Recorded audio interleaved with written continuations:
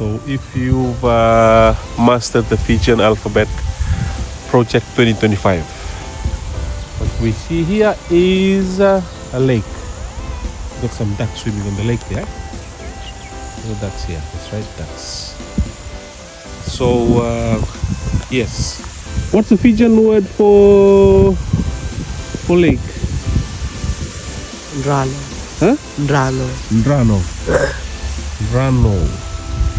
Now, using your mastery of the Fijian alphabet, I know you can spell lake in English, but what is, or can you please spell now Drano in Fijian? Go. Dara anau. Oh, Drano. Okay, want to tell it once more? Dara anau. Drano. Okay, good one. So there you go. It's da, ra, a, na, o. Drano.